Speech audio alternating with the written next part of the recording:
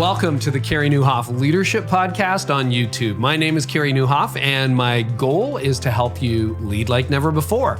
So what I do every week is I sit down with world-class leaders and church leaders, business leaders, and I talk to them about what made them who they are and try to have the conversation with them that you would have if you got to sit down for lunch with them or have dinner with them or really got to spend some time with them. So we go into the backstory and we explore what made them who they are and some of the principles they've learned along the way. So if you enjoy this episode, I would love for you to like it, to subscribe, and also to share it with your friends. And in the meantime, here's today's episode. Dave Ferguson, good to have you again. Welcome back. Hey, thanks, Carey. It's great to be with you. It's fantastic to hang out. So, here we are a year and a bit into the crazy world that we now live in and are official citizens. And we're moving into the post-pandemic era fairly rapidly, particularly in the US. I would love to know, let's start here, because every leader has been shaken upside down, backwards, forwards. And what's the impact been on you? I just love picking leaders' brains on that. Like, how has this been for Dave the human and Dave the leader? 2 words come to mind. Challenging. And this one I don't often say out loud, but we'll go ahead and do this. Invigorating. Okay. The challenging part, there's loss, like for everybody, and maybe mine's not on the same scale, but I got back from Exponential last 2020. Yeah. Which was actually the last time I was on a plane, which is crazy. Isn't that nuts? Yeah. So I've been sitting in this chair for a year now. And Sue and I were headed to, we were in a cab headed to Winston-Salem to go watch my youngest son run in the NCAA D3 Nationals. He's qualified in the 3K. And so it's a big deal. That's a big deal for our family. Oh yeah. You're all runners. Like you're a runner, your son's a runner. And they've been fortunate. They've done well. So there's been a lot to celebrate. Those have been highlights. And we're on our way to O'Hare. And my oldest son, my middle child, Josh, he calls Sue and says, "Hey, I just saw on Twitter that the NCAA has been canceled." And so we're like, "What? Are you sure?" "Yeah, I'm sure." So we call Caleb, my youngest, who's in Winston-Salem, getting ready to run the next day to compete. And we're thinking we're going to call and console him, and he doesn't know. So, Josh finds out via Twitter. Caleb doesn't even know. His coaches didn't know. So we broke the news. And so, you turn around the car and we come back home. And then the next day was kind of when they called the shelter in place. And then that weekend, we put everything online. And so, compared to some people's pain, that's nothing. But it was, it started with some real sadness and loss there. And yeah, I look back since then. I'd say I have not worked harder. I have not worked harder in all my years of ministry, and I like hard work. Mm-hmm. And in that regard, it's been challenging. But the invigorating part is, so we planted this church, forever ago, and it was kind of like all of a sudden it was like, hey, you get to start this thing all over again. And you kind of had to hide the smirk. There was a little bit of kind of like an adrenaline rush going like, okay, this is awesome. I got permission to do whatever I want here. And so that part I think was actually kind of very exciting. And for us at Community, we kind of began to adopt the informal slogan, where fear sees a crisis, faith sees opportunity. Steve Stroop. Yeah. A friend of mine, kind of a mentor of mine down at Lake Point. He's the one who it was a phone call, and he spoke those words. And I was like, all right, I'm grabbing a hold of that. Where fear sees a crisis, faith sees opportunity. And so in all the spaces where I'm providing leadership, we just began to believe that and say, okay, we think there's going to be some real opportunity ahead, and we're determined in the middle of this crisis not to miss it. And so, as someone who's kind of entrepreneurial and a futurist, that part was invigorating and exciting. How long ago did you plant Community Christian? 30 years ago. 30 years ago. Okay, yeah. So this is it is your first rodeo, but you've been at it a long time. So that leads perfectly into my next question. You've worked harder than you ever have in your life. That's sort of been everybody's story. If maybe it's starting to stabilize a little bit now, but how everybody's exhausted. How are you finding the energy to find the opportunity rather than, oh my goodness, I had something that was working and now it's dead and I can't do it anymore. Like I'm talking to a lot of leaders who are much younger than you are and haven't been doing this 30 years who are like, I don't know whether I have the energy to reinvent myself. Can you comment on that? Part of it, honestly, Carey, feels like a grace because you're right. I mean, there are a lot of people all around me, some of them my teams, other teams. I mean, they're physically exhausted. Mm-hmm. I think the mental and emotional toll. I mean, you've documented this, and I know you and Kinnaman have talked about this on Church Pulse Weekly a lot about those stats. That's real, and I've even commented to my wife too. I don't know why for sure. It hasn't taken the same kind of toll. I do know I'll show you real quick. In my journal. I don't know if we've talked about this before. I started doing this probably, 8 or 9 years ago, but I write these, did I show you this before? It's vague memory, but go ahead, go there. But I do this thing where I write RPMS on my journal and, it talks about Jesus grew in wisdom and stature and favor with God and man, but this relational, physical, mental, spiritual. And so every morning it's like this 2-minute update I do where I check in and go like, okay, Dave, how are you doing relationally? And I actually give myself a score on a scale of 1 to 10, relationally, friendships, family, physically. Hey, did you get out and run? Did you lift weights? Physically, how you doing? Mentally, are you reading stuff? Are you checking into the news, current events? And spiritually, what's going on between you and God? So I give myself a score, and I actually even give myself an arrow which way it's trending, which is a little. Wow. But for me, it kind of keeps me. It kind of helps me tell the truth about myself, and I think keeps me from drifting. So I think that's been a huge discipline for me every day to do that, just kind of tell the truth. And I think that's helped. But there's also a part of it I just feel like it's a grace. And I'm grateful that, for some reason, So let's go there because I think you're on to something. Because I think if you're a person of faith, like we are, like you are, I am, most of us would say, the spiritual category is really important, but I'm not sure enough attention gets paid to the other 3 categories. What does relational health look like to you?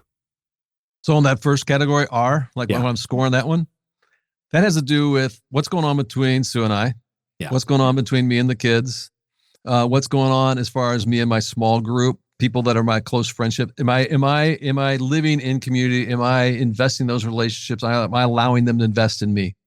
Right. Okay. But here's one of the challenges of leadership. And I've thought about this a lot because you're often in a giving thing. You lead a very large church. So pre-COVID, nobody knows exactly. Well, you got new numbers coming back. But what was 2019? How many people would typically be part of your church? Obviously, numbers of people would be more, but attendance would be around 7,000. Yeah. So that's a lot of people, right? And often as a leader, whether you're leading a company, whether you're leading a church, whether you're leading a team, it feels like everybody wants a slice of you. And it took me years to figure out that a lot of what we'd say, I'm surrounded by people, but I find it exhausting. It's like, because they're withdrawing from you, but not depositing into you. Right. So what does that look like if in relational health for you? Like, how do you make sure that you've got some deposit, some life-giving relationships that kind of offset the drain that is leadership? Yeah, that's a great question. I think what happens, I intuitively am always, my bias is I'm always kind of pouring into other people. So that's going to almost happen. Yeah, I know you are. And my gauge, though, is probably more about life-giving relationship, the people that give me life, like my wife, like my kids, like friends, like my small group. So those are like deposits then, rather than withdrawals? Those people fill me up. Anything outside your small group, do you have a couple of friends you check in with regularly? Do you have, I know it's been weird in this season, but like what, as we move into the post-pandemic world or the endemic world, what would be examples of other, you don't have to name names, but other life-giving relationships? Because I've talked about this with so many psychologists, so many coaches who are like, I've got my own performance coach these days. And he's like, listen, most people in your position are alone. Now, I'm not. I got a few relationships I want to build into more, but like most leaders end up with no friends. So how do you pursue friendships outside of that circle? Probably most of those have been either in a small group setting or, and now that you asked the question, I think some of them are actually on our staff team.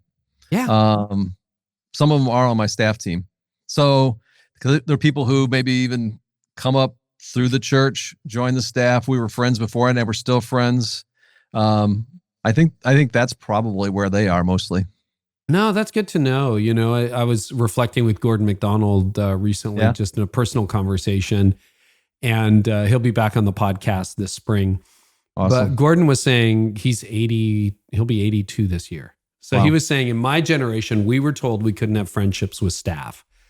And obviously that's changing. What are some things that have told you, hey, no, this is actually a life-giving relationship? Because I would agree with you. You can have a legitimate friendship with coworkers. I think when you walk away from a dinner and you feel filled, you walk away from that experience, you go like, yeah, we should hang out with them more. When you walk, you know what I'm saying? There's other times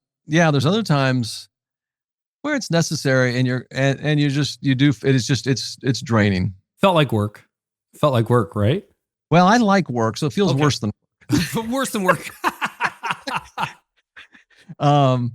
But no, or even sometimes you're going like, and I can imagine Sue and I in the car or afterwards or something having a conversation like, that'd be fun to go on a trip with them sometime. Those are the conversations you have. Right.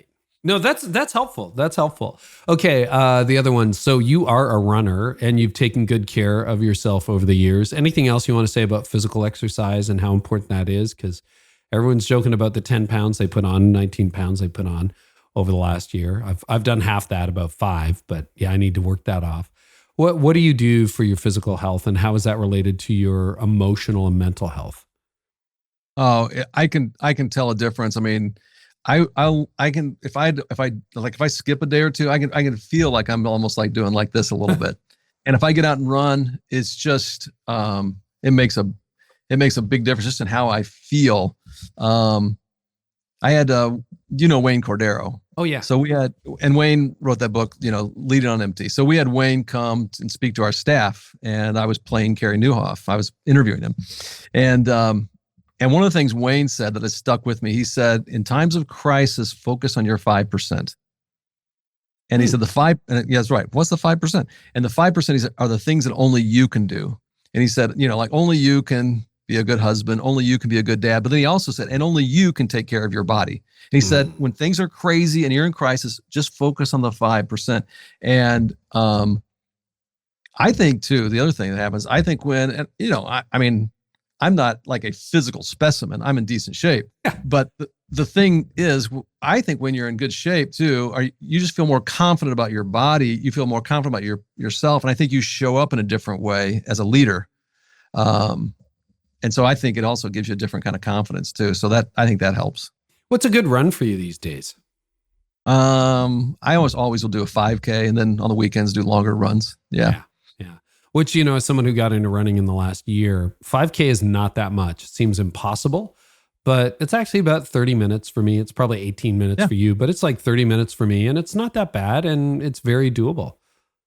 So are you doing it outside? Are you doing a treadmill? Oh, I hate inside exercise. That's one thing I learned about You're myself. Like a legit runner. You're a legit runner. Yeah, outside, and the colder the better. If it gets to -10, -15, like no problem. Bring it, man. I'm sweating by the end of it. So you got your smart wool socks? Oh yeah, got it all. You got it. The smart wool really works. And then once the temperature's above freezing, I can do some cycling. So we're definitely into cycling season at this point. But yeah. No, and you're right. It's that 30-minute reset, or for cycling, it's longer. It's more like an hour and a half, but it's kind of fun time. Listen to a podcast, listen to music, listen to nothing, and it's kind of reset my brain. That's what I'm doing after this interview. So it'll be a lot of fun. Well, this is going to sound like I'm sucking up to you, but the truth is, probably what I listen to more than anything else when I run these days, it's either your podcast. I won't be listening to this one because I already know what I'm going to say. It'll be great. But I listen to your podcast or your Church Pulse Weekly. Those are kind of like two of my top two. And it usually I can get if I'm doing a 5K, I can get a Church Pulse Weekly in, or I can get a half of a Carey Nieuwhof Leadership Podcast. Well, we produce enough content to keep you running for the rest of your life. Right. So there, and a lot of listeners can identify with that. I hear that all the time. It's like the commute isn't long enough. So use this to lose that weight, right? Okay, and then what was the other category? It was emotional, or was it emotional? Mental. Okay, yeah, let's talk about that. Yeah. And mentally for me, I've kind of morphed this a little bit. Really, it has to do with how am I growing with as far as my mind, my wisdom, my intellect, that kind of stuff. So what am I reading? Yes. And a lot of it too, I like to also, I'm playing with this one. I read 2 or 3 newspapers, or skim them every morning online, just to kind of stay on top of what's going on in the news. I don't know if that's a great way to start your day, but I do it. But it does keep me, I feel like, on top of what's happening in the world. And so, like, if I'm not doing that, then I dock myself some points. But if I am doing that, okay, you're staying on top of things. Yeah. Do you do audiobooks or paper books, or what do you do?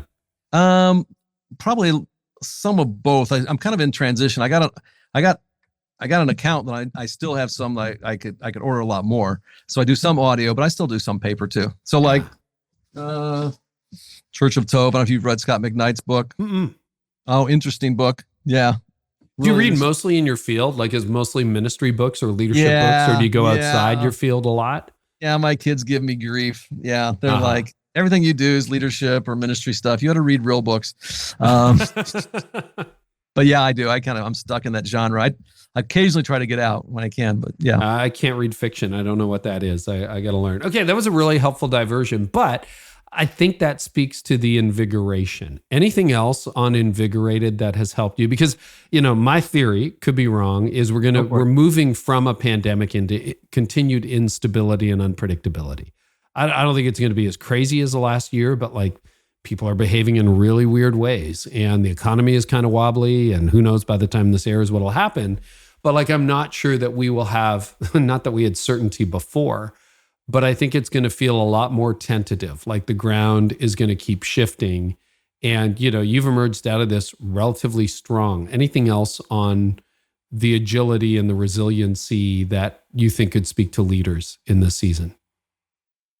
The one thing that I have created some space for, and I wish I would create more space for, is I do think just dreaming. I read an article on it was a couple weeks ago, and I think it was in the New York Times.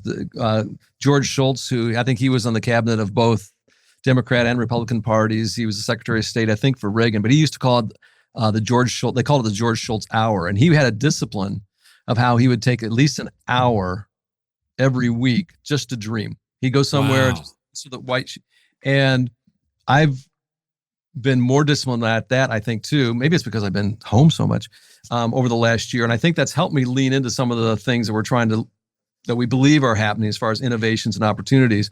But I think that's, like you're saying, I think you're right. I think we're in for a lot of instability ahead. And I think if I can continue to do that, and if other leaders continue to do that, especially those that are wired as kind of entrepreneurial, visionary, futurists, that makes a big difference. What does that look like for you? The dreaming hour or time that you spend dreaming? It means that I got my iPad here, and I'm sketching. A lot of times I'm drawing things, just thinking about. Sometimes it'll be specific things, like and I kind of think organizational. So I'm not sure most people do that, and so it could be boxes and stuff, and how I want to structure things, how you move people around. If there is a new opportunity, how do you start it? How do you grow it? How do you scale it? So I mean, but it's an interesting leadership habit. I mean, I've read stories of that's why Lincoln went to the theater. I mean, he was assassinated in the theater, but the demands of leadership were so great, he would just look for something to do. I seem to remember somewhere listening to an interview with Tony Blair, the former UK Prime Minister, who would go and sit by the lake for hours at a time just to ponder his thoughts. And our buddy, mutual friend Jeff Henderson, talks about thinking time. Like, just put it in your calendar, going to think for an hour, not going to answer email, not going to respond to text. I'm just going to think. And I call it white space. Like, that is really, really helpful. Just the blank space where you can imagine. And so here you are. This is exciting. So what's different? What's the same? Everybody's model has changed to some point. So moving forward, what do you think is going to be different about the world? And what are you planning as far as church and leadership goes that's going to be a reset for you? You remember Bob Buford? Yeah, never knew him, but know the name and who you mean. Yeah. Okay, yeah. So Bob was a mentor of mine, and our mutual friend Todd Wilson, and he had like 10 values, and one of them was he would say, "Work only with the receptive and only on what's trying to happen." Oh, wow. Work only with the receptive and only what's trying to happen. Whoa. And some of the things, I mean, you've been talking about this on your podcast and stuff. I think there are some things that are trying to happen. Now, will they happen? I don't know. And I think you're right, because we're still, but like the whole digital thing. Yeah. I mean, it's not, I shouldn't even say it's trying. I think it's trying to happen for churches. I think that happened a while ago. Yeah. And we're waking up to it. For churches. Yeah. I think still, I don't think and I've been doing the homework. We even text back and forth a little bit, and there are only a handful that are really leaning into this in a full on way. But I do think there's so in our discipline, in the church space where I am, on Sundays, there's a lot of places that are doing that. They're either doing their streaming or they have their own deal on Sunday, but they have the whole Monday through Saturday space that is totally gone unoccupied for the most part. Now, when we have got it right, like, so example, last Sunday, we just reopened all but one of our locations. And I had a lady come up to me. She had her phone in her hand, and she said this to me, and I passed this along to him. She said, "Thank you so much for how you cared for us for the last year." And then she started listing all the things we did. She said, "For communityonline.tv, thanks for how you did on the 8s. We did this on the 8s in the morning, 8 at night deal, where we had like a thought to start the day and then like a worship at the end of the day. Thank you for how you did some community cares news. Thank you." And she listed these things we did. And then she said, "I didn't necessarily access all of them," but then she held her phone up. She said, "But I always knew you were there and you were taking care of me." Oh, wow. And it was like, I was like, okay, that's exactly what we need to do. And I think when we finally get this thing right, and we really understand that what we have with the internet really is an opportunity to really for churches to be truly platform organizations. What you've seen happen, with other, whether it's Airbnb or Uber or Grubhub, whoever it is, where you have like, okay, you got Airbnb where you got, okay, someone needs a bed, we can help you find a bed. Or Uber, someone needs a car, we're a platform where we can help you find a car. I think when churches finally shift and get that paradigm and make that happen, I think the opportunity there, the same way that like Airbnb's outgrown Marriott, what they did in 10 years, took Marriott 100 and some years to do. I mean, I think we really could see some church will outgrow even the Catholic Church because it scales so easily. But the hard part, and you're right, we're in this wobbly, messy middle right now, is for a lot of us, we're stuck kind of on a Sunday morning paradigm. And if we can get out of that, it's just, I think, huge. I think it's so wanting to happen, as evidenced by the woman's comment to me. Mm-hmm. Why do you think so many church leaders, and you see this a little bit in business, but especially in the church, are so resistant to digital? Do you have a theory on that? I'm not even sure they're resistant as much as it's a paradigm. It's a mental paradigm. And I, like right now, even though, so we opened up 4 weeks ago, right? And I can feel in my own church the tidal wave of energy shifting from everything we've done for a year, which has been, by all accounts, fairly successful. You can feel it shifting towards back to the weekend in the room, even though still the largest number of people are online. And I think there's just a paradigm that we have about how we do things, and we're so used to it. Even after taking a year sabbatical, I don't think people would call that a sabbatical. No. A year break from doing business as usual. That I think, so I don't even know if we're resistant. I think it's just, we're stuck in certain ruts and we keep going back to those same ruts, and we've got to do something to get out of it. So when you look to the future, and you mentioned Airbnb, Uber, and that whole idea, and I've written about that, we talked about that here. where you're right. You know, if you think about what you've done, you've networked people over the last year when you were digital only. So you got this person in her home, somebody else in their home, you got small groups gathering, and you're the networker, you're the connector making it happen. You're not building places for them to gather. You are connecting them in the places they're already gathered, which is fundamentally a distributed model of church. So you look ahead 3 to 5 years for your church. How do you see your model being differently than just small groups that gather during the week and the big weekend service and a couple of programs here and there? Yeah. Part of what we see for the future is we kind of look back, and a little over a year ago, so we were like one church with multiple locations. Looking ahead, we're saying, okay, we believe we're going to be one church with multiple expressions. And particularly, we're looking at 4 different expressions right now. So one, yes, we have our locations that meet in physical spaces, all right, across Chicagoland, in the city, in the suburbs.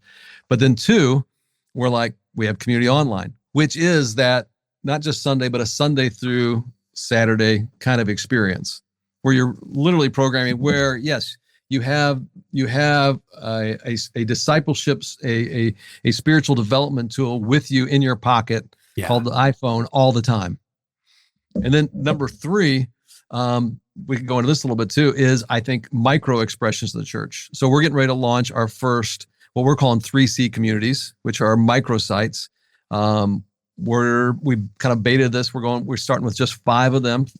3 are in English, 2 are in Spanish, 4 in Chicago, 1's in Mexico City. And then we got about another, I don't know, about 30, I think 34 or so that are in the pipeline.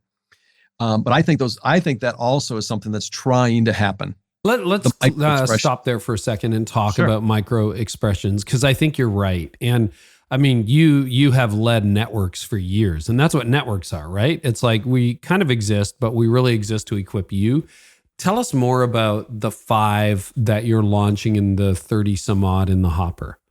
Yeah, I think one of the we look. I think for a long time, us in the East, we've looked. Us in the West, we looked to the East, and we said, in places in the church world, in places like India, and in China. I'm thinking of a woman named B3 in Uganda, or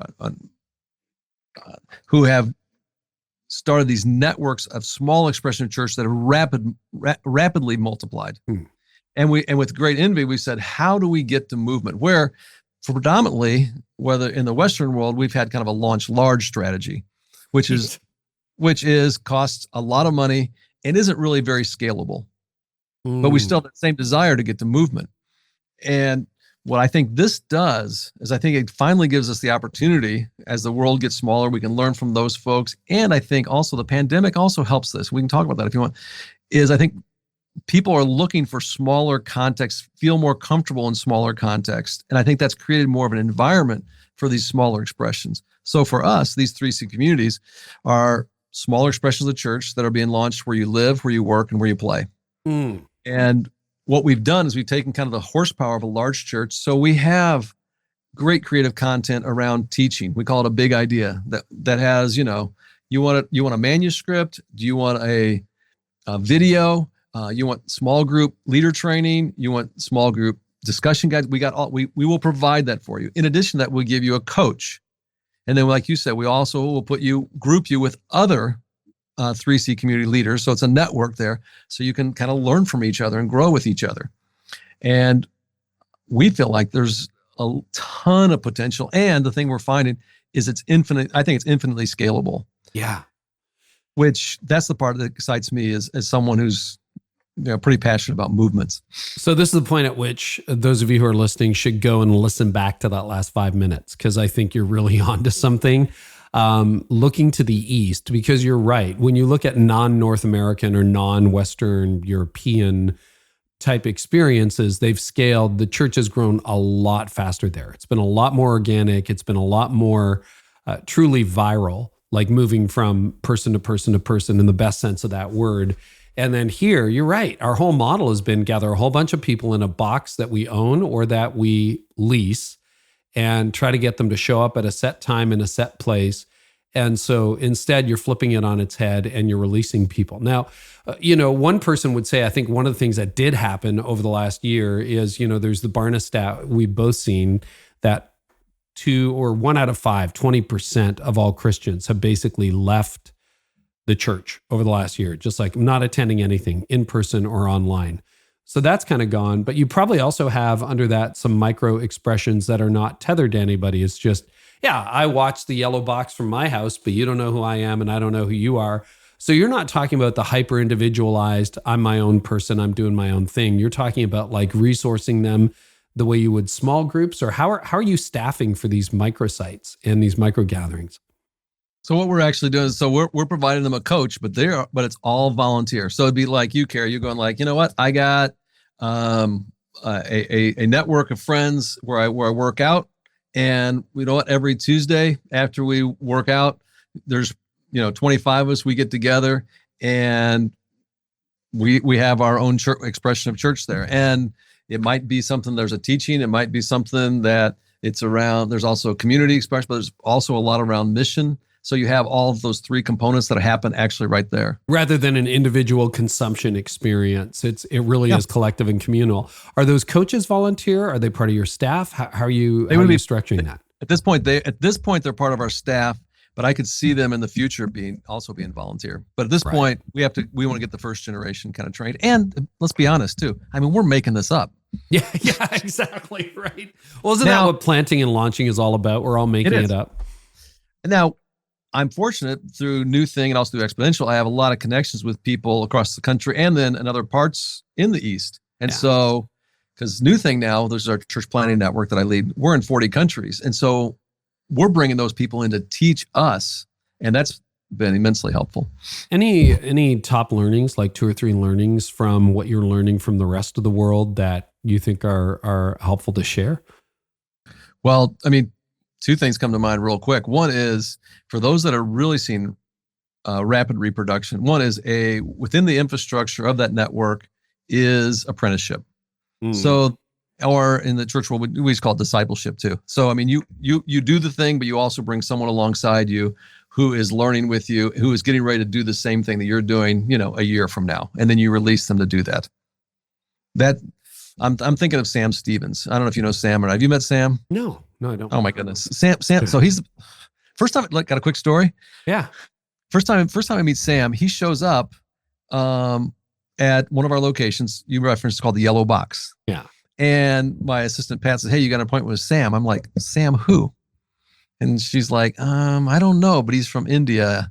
And I said, "Pat," I'm kind of giving her a hard time. Yeah. You make my schedule. How come you don't know who I'm meeting with? And she says, "Well, he's downstairs, so you better go talk to him." She's tough. She's a tough lady. Pat's great. Yeah. Right.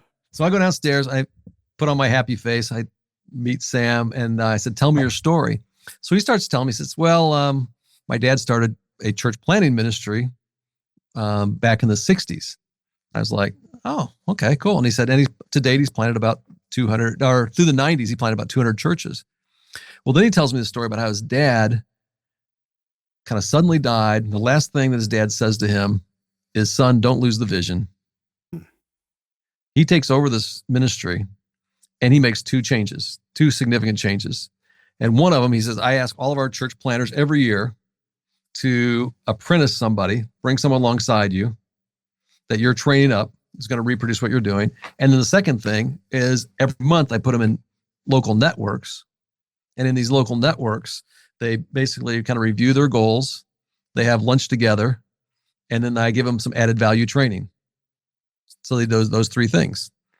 And I said, "So how's it going since then?" So again, I don't know this guy really from anybody. And he goes, "Well, pretty good. He's a super humble guy. I'm pulling it out of him."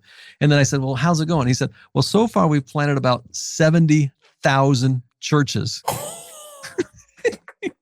I was like, "What?"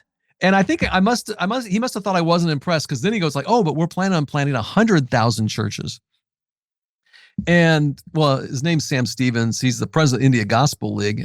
And I was with Sam not too long ago on a Zoom call, and they've now planted more than 100,000 churches. Unreal. But the 2 key things there was, okay, how do you bring someone alongside you to show them what you're doing so they can do it, and then put them in a local network where you review your goals, you eat together, so you're like friends. And then we give them added value training so they leave as better leaders than when they came. And so we're leaning into people like that, going like, okay, how do we reproduce that here? That's amazing. Okay, I want to test this with you, Dave. See if it's true, because you just connected a few dots for me. It feels like the traditional North American model, and I think this is probably true of churches, it could be true of other organizations as well, is the pastor is trying to have a relationship, no matter what size, with the people who are watching or participating in the service. In other words, I'm going direct to you. And it feels like maybe the digital leap that we've made to consumption is like, no, I am speaking to you. So we look at, you get 1,000 YouTube views, you get 10,000, 100, whatever it is, whatever number is right for you. And you're like, oh, great, we just need to grow that. But you bypass the whole infrastructure. There's no discipleship, there's no accountability, there's no coaching, there's no networking, there's no connection, there's no any of that. And what I sense you're talking about is, no, we're going to build a structure around that so that it isn't just random dude at home watching service. It's like, no, you are intricately connected, being developed, and being mobilized to do more. Am I onto something there? Like, is yes. Yeah. Yeah. I think absolutely, because what we've talked about, I think, yeah, digital is the new future. Micro is the new future. The thing that stays the same, I think, is what you're touching on, is relationships. Yeah. Yeah. And we've got to find ways to get people connected to one another, because relationships are transformational. So if I can give them Carey Nieuwhof podcast content, or Dave Ferguson content, or whatever the content is that's, good, relevant teaching, but it's in the context of those relationships, that will produce life change. No, that's really good. I'm so grateful. I think that's worth the price of admission, what you just shared about developing the network around that, because I think we think of church as a TV show that we're watching on Netflix, or a movie that we saw, or a YouTube video, where we really don't have a creator and it's individualized. Like, there's a content creator, that's what I'm trying to say, but there's an individualized consumption experience. And what you're talking about is adding the network and the infrastructure to really make it communal and to make it grow, which I think is good. Okay, I want to poke your brain on this. In the Church Pulse Weekly podcast, the other one I had you on with David Kinnaman, and you shared the concept. I don't think it was unique to you, but I heard about it from you for the first time. So I want to pick up on that, about green light, yellow light, and red light people after the pandemic. Can you explain that paradigm, and then talk about, now that we're moving into post-pandemic era, whether any of that is still applicable? I'd love to know more. Yeah. This probably came out of one of those kind of times where I got away and started kind of dreaming, going like, okay, help me make sense out of this thing. I think when we talk about people, we can categorize them into those categories of red light people, yellow light people, or green light people. Now, during the pandemic, red light people were those people who were at risk. And to a certain extent, because of certain things, my wife might have been in that category. And so she was kind of like, no, you know what? I'm pretty much going to just stay at home and ride this thing out. And so red light, I'm not going, I'm stopping. During the pandemic, you also had the yellow light people who are cautious, their circle is very small. They might have a handful of people they would connect with, maybe neighbors, maybe it is a small group, that kind of thing. Yellow light people, cautious. Then you have green light people who are like, what pandemic? Yeah. Mask, forget it. I'm just behaving as normal. Right. I can't do that. It makes me, and there's some people, I just really just made them, they couldn't do it. I think some of those things that were maybe a necessity or options during the pandemic, I think post-pandemic are now also going to shift to be preferences. Yeah. So I think there's going to be red light people who, maybe for some of them they were at risk, but also there's going to be red light people, I think, going forward are going to be, you know what, I'm going to just stick really close to home, because they like having their Peloton in the basement. And so I'm not going to the club anymore. Yep. I like working from home. I didn't realize I could do this. I am more productive. I mean, I don't know if I'll keep doing it the way I have been, but I have been more productive than I was before. I've also saved a ton of money. I don't eat out all the time. Like, it's unbelievable. Yeah. So, I mean, there's some people are going to be more red, I think, are going to be out of preference. And I think then for preference too, some people are going to discover, you know what? We did a watch party in our backyard, and spending more time with just a few neighbors, and those relationships have grown closer. And I I like that quality of life, a closeness with just a handful of people. And so they're going to continue as a preference to do that. I think one of the things that both business and I think churches are going to have to decide is, okay, who are we catering to? Right. Is it green light people, yellow light people, or red light people? Or in kind of a hybrid kind of model, are you going to try to do all, and how do you actually do that? And so for us at Community, that's one of the things we're attempting to do. When we talk about Community Online TV and we talk about our locations and we talk about these micro expressions, essentially we're talking about is kind of red, green, and yellow light people, and how do we actually reach them? And here's what the other thing's going to happen. So I just broke them up into categories. It's actually going to be more fluid than that because you're going to be, I'll use you for example. Let's say you're a part of my church. Carey's a part of my church. You're going to show up at the yellow box one Sunday because you're going like, yeah, you know what? I'm excited about it. Let's go to church this week. And so you show up there. But then the next week you're traveling to New York. So you're in New York over a weekend and you're going, there's no way to be there. So you're going to actually, it'll be more like the red light. You're actually check in online. And so you'll be a part of our online experience. The next week, it might be maybe you're actually in a 3C community, or you're in a small group rather. You're in a small group and they're going like, hey, let's have a watch party. And so you're busting out your grill, right? And you're going like, hey, everybody come over to my place. We'll catch the content on the big screen and we'll have a brunch afterwards. And so it's more yellow light. And I think that's probably more typical. What's going to happen is I think one person is going to, by preference, pick, what they want based on lifestyle, based on situation, based on whatever is going on in their life at the time. I don't know that you've seen this or not, but some of the leaders I've been talking to, I think people have categories, and you're right. They might switch from weekend to weekend, or it might be like, hey, when it comes to a football game, I'm a green light person, but for some reason, I don't feel safe going to your church, Dave, or I don't feel safe in-person dining or going to the gym. Or I don't want to go to the gym anymore. So it feels like people are cherry picking a little more picking and choosing. Like I talked to one guy who's down like 20% and the state is wide open.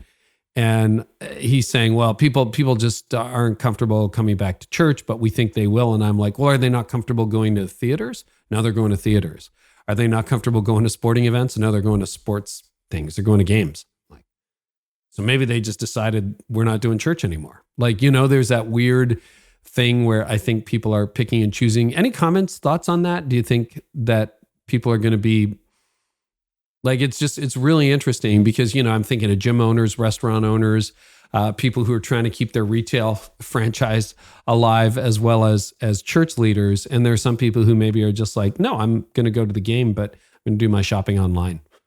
Yeah. Well, and like, with, let's say, a Target as a store. Yeah. So you have all the same options with Target. You can either go to the store and go around and mull around throughout the store if you want, or you can call them ahead of time. And by the time you get to the parking lot, they will actually bring it right out to you because you don't really want to go in. You kind of want a hybrid experience. Or you can stay at home and you can order it online and it'll get delivered in 2 days. And to me, if I'm that church leader though, and Target is seeing, the same number of people come in the store while they're doing all those other experiences, and I'm not seeing the same number of people, that would be a warning sign to me like, hey, something's not right. So if the theaters are filling up and the churches aren't filling up, if the restaurants are filling up and the churches aren't filling up, that's a signal to the church that, okay, there's a problem here. And people are being polite to you. Right. Maybe not. Right. Anything else on networks and the power of networks? Well, if we jump ahead to one of the things we're discovering through Exponential, which I'm the president of the Exponential Conference, and I work with Todd Wilson on that. We're big advocates on what we call level 5 churches, and explain that paradigm briefly. Level 1 are churches in decline.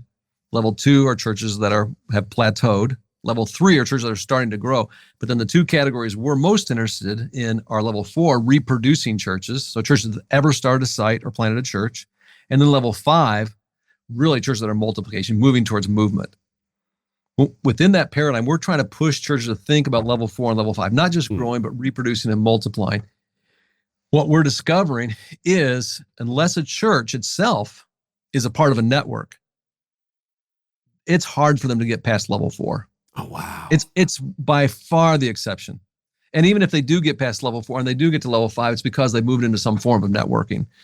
And so in our work with New Thing, which is the church planting movement that I'm provide vision for, we have 380 some networks, but basically what we're trying to do is how do we get churches in networks around this idea of planting more churches together? Because that's how we get to reproducing and multiplication faster. So we're absolutely convinced. I think there's a theological premise behind this too that's really important.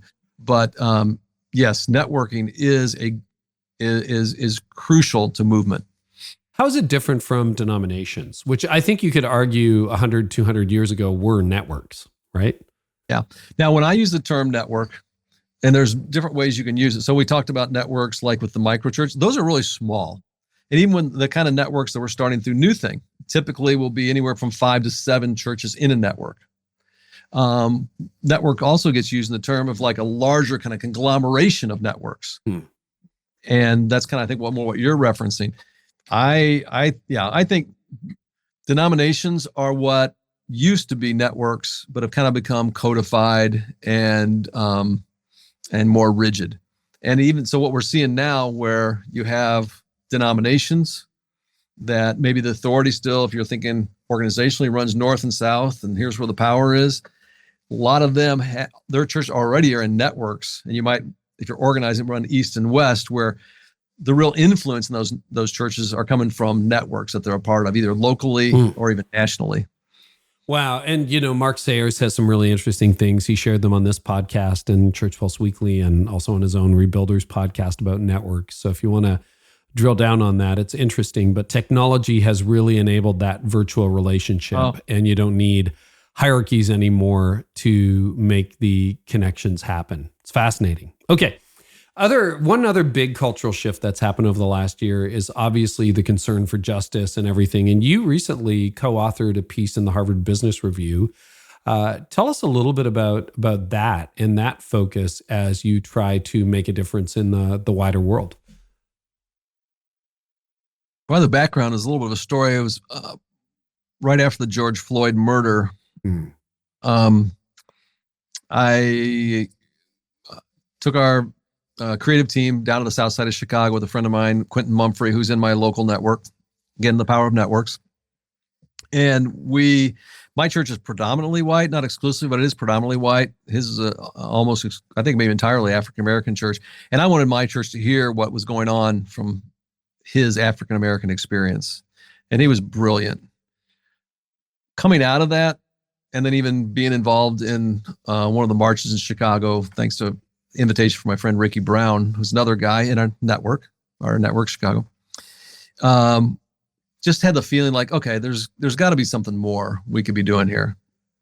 And so it was in my small group. I had a conversation with Eddie Yoon. Eddie's a guy, super bright guy in my small group, who he writes quite a bit for the Harvard Business Review. And he said the thing, in his opinion, that we really had that would be the game changer is minority families need access to capital. And then he started explaining to me some things that I wasn't really aware of. So for example, in the US, the average net worth of a white family is about $171,000, where the average net worth of an African-American family is $17,000. Wow. A tremendous inequity there. And a huge part of that has to do with home ownership. Right. So then he explains, he said he started doing some homework on this, and what he discovered was that in 2010, there were about 40 Black-owned banks, only 40 Black-owned banks in all the U.S. By 2019, that had dropped to 16, only 16 Black-owned banks in the U.S. Wow. Now, and when you do the homework on the amount of assets, those Black-owned banks only had net assets of $5 billion, which might sound like a lot of money. Sounds like a lot of money, but in the context of banking. Right, which majority-owned banks, over $17 trillion. And those majority-owned banks would only loan about 1% of all their assets, 1% of all their assets to African-American families for mortgages or businesses, while the minority-owned banks, the Black-owned banks, loaned 67%. Now, again, just throw another number at you, and I hope these aren't too many. But while those majority-owned banks are only loaning 1% of their assets to African-American families, African Americans make up 13% of the population. Yeah. Now, there's historical reasons for why African American communities don't trust a lot of banks because of some abuse and wrongs in the past. But out of that whole thing, it was Eddie's idea. Eddie was like, hey, if there was a way that we could just get, churches, businesses, and individuals to open accounts in Black-owned banks, just because, 67%, they do such a much better job of getting the money to Black families for mortgages and Black businesses for capital. We could make a big difference. Wow. And he because he has his pulse in this thing too, he began to discover that there were some businesses already starting to do this. I mean, Netflix and Twitter and PayPal. I mean, I think Netflix and Twitter both moved $100 million into Black-owned banks. So at Community Christian, we have some money that were for facilities and for other things that were in savings. So we moved $1 million into Black-owned banks. Now, one of the things that your listeners would want to know too, these banks are all FDIC insured. Yeah. So you can move up to $250,000. And even if that bank, for some, godforsaken reason, would collapse and go under on Friday, you could have your money back on Monday. And so New Thing's done this. Crossroads Church in Cincinnati, you're familiar with Crossroads Church, great church. They've done this. Willow Creek, I've been talking to Dave Dummett up there. They're in the process of doing this. Smaller churches, Madison Church up in Madison, Wisconsin. There's a number of church organizations across the country now starting to do this thing called justice deposits. And what it is this just tremendous kind of nonpartisan, high impact, but low risk way that you can really make a difference. And so we've been really just challenging both in our church, through our networks, and pretty much anybody I can get to listen to me, to say, hey, what if you did this? Sue and I have done it. Our church has done it. And yeah, I'm really excited about the kind of the momentum that it's already getting. Yeah, and you probably don't need $1 million or certainly $100 million to make a difference, right?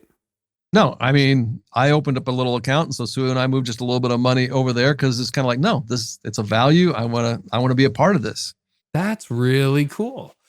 Do you have a website, or what's the easiest way for people to figure out how to do that in their community? Yeah. If you want, right now it's sitting on our church's website. We're getting ready to move it. But if you go to communitychristian.org/justice deposits, communitychristian.org/justice deposits, there is all kinds of information, plus the Harvard Business Review article, and even some other ways we can help you find out which banks maybe are closer to you or which ones would work for you, because we've been doing homework on that to make it as easy as possible for people. That's amazing. I wanted to make sure we touched on that. So Dave, as we wrap up today, there is a tendency, and I think some of that is basically overwhelm. Like leaders are just tired, they're exhausted, kind of where we started. Some of it is, oh, please just tell me the old way works. And when it comes to justice deposit, when it comes to doing the weekend service, the old model, like those people will eventually leave their Pelotons and come back to the gym, right? Like it's easier just to put your head in the sand and pretend none of this change has happened. And I hear from leaders in that vibe every day. What would you say to a leader who's like, man, Dave, I love your energy level, but I just want to pretend we're all going back to the way it used to be? What would you say to that leader? Oh, man. I mean, first of all, I hopefully I'd put my arm around them. Yeah. So this is in love. This is in love. Give a little love, and maybe check in. Hey, you doing okay? And then I think you have to tell them the truth in love. No, it's not going back. It's not going back. And if you're going to lead, then you're going to have to lead in a different way. Or maybe you need to find something else to do. Yeah. Because it's not none of those categories you described. We're not turning around. Things are going to become more and more digital. Things are going to become more and more micro. We're going to push into racial reconciliation, racial solidarity. It's not going back. And some of those things aren't just business things. Some of those things are justice things. They shouldn't go back. Yeah. And there's a difference. I'm reminded, a mentor of mine, he died 20 years ago, but he kind of took me under his wing, and he was in his 70s, late 70s. His name's George Cunningham. And I remember him telling me a story. We had a lot of change to do in the church. And of course, when you're 30, you want to change everything, right? So it's pretty easy. But he told me about his dad was a grocer in a small town. And I don't think I've told this story before, but I remember it like he told it to me yesterday. And he said in the 1920s, so this is like 100 years ago, his dad had a little grocery store, and they were small independent shops. And he said, you used to go, and the grocer, it's almost like curbside pickup now. The grocer would like bag your groceries for you. So you go in, and the Fergusons want 10 apples and 2 oranges and some bananas and some oats and, whatever else, some meat, whatever else you're getting. But the grocer would do all that work for you, bag up your groceries, and, the Fergusons are off and they're set for a couple of days. But this new supermarket idea came in. And the supermarket was, no, you go and serve yourself. So the apples are all there and you pick out your apple. And he was so opposed to it. And he said, why would anyone want to pick their own stuff up when a grocer could do it for you? It doesn't make any sense. And he just dug his heels in and he lost his business.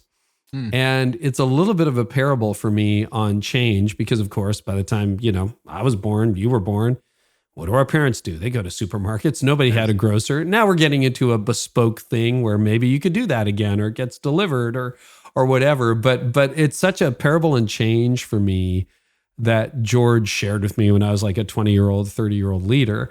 I thought it was really interesting. And I think we're in one of those moments where there's a lot of reasons for doing it the way you used to do it. Because you're like, well, why would anyone want to do it? Why wouldn't people want to gather? Why wouldn't people want to come here? But, that green light, yellow light, red light stuff, really, really helpful filter for me. I think about that all the time since we first had that conversation. So, Dave, if people want to track with you, and I know they will, tell us where they can find you online and anything else you want to share. It's funny when you told that story, it made me think of a mentor too.